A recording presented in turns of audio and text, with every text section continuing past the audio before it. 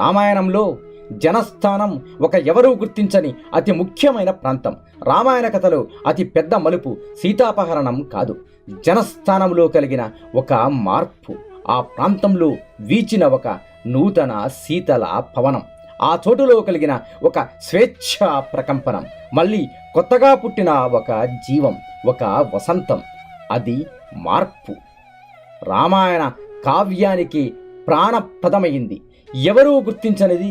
ఆ మార్పుకి కారణం ఒక యుద్ధం. ఆ యుద్ధం ప్రాముఖ్యాన్ని చెప్పే ముందు, ఆ సన్నివేశం ముందు వరకు రావణుల విషయాలు ఇవి. రావణుడు మహాబలుడు, తపోసిద్ధుడు. ఒంటివేలి మీద నిలుచుండి సూర్యుడి కేసి చూస్తూ బ్రహ్మదేవుడి కోసం తపస్సు చేస్తూ 1000 సంవత్సరాలకు ఒక తలని బలిగిచ్చేవాడట.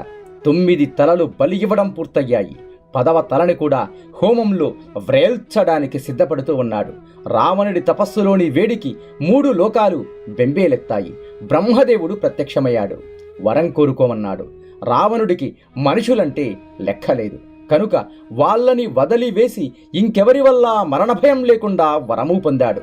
వరం పొందాక జగజ్జేతను అనిపించుకుందామని 3 లోకాలు తిరిగాడు. కైలాసాన్ని కదిలించాడు. శివానుగ్రహానికి పాత్రుడయ్యాడు. తరువాత కనిపించిన గొప్పవాడినల్లా యుద్ధానికి పిలిచాడు. కుబేరుడు, ఇంద్రుడు వంటి వాళ్ళ మీద యుద్ధాలలో గెలిచాడు. వాలి, కార్తవీర్యార్జునుడు, కపిలుడు వంటి వాళ్ళ చేతిలో ఓడిపోయాడు. బ్రహ్మదేవుడి జోక్యంతో కొన్ని యుద్ధాలలో సంధి కుదుర్చుకున్నాడు. లంకా నగరాన్ని వశము చేసుకున్నాడు. దక్షతతో పాలిస్తున్నాడు.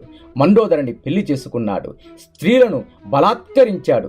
వేదవతి వంటి వాళ్ళ విషయంలో సఫలుడు కాలేదు. రంభా వంటి వాళ్ళ దగ్గర సఫలుడయ్యాడు.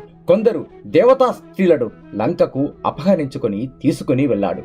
రాముడు సీత చూపుతో చూస్తే రాముడు గురువుని అనుసరించి సీతను పెళ్లి చేసుకున్నాడు. పెళ్లి తరువాత తండ్రి మాట కోసం అడవి బాటా పట్టాడు. భరతుడు వెనక్కి రమ్మని పిలిస్తే నిరాకరించాడు. అడవులలో ముని ఆశ్రమాలను దర్శించాడు. మహర్షులిస్తున్న దివ్యాస్త్రాలను మౌనంగా తీసుకుంటున్నాడు, కానీ ఎక్కడా ఉపయోగించనివాడు. సీతను అపహరిస్తాను అన్న విరాధుడని ఒకే ఒక రాక్షసుడిని చంపాడు. పంచవటిలో పర్ణశాల నిర్మించుకొని భార్య తమ్ముడితో నివాసం ఉంటున్నాడు. కందమూలాలు తింటున్నాడు. తపస్సు చేసుకుంటున్నాడు. మీ BVS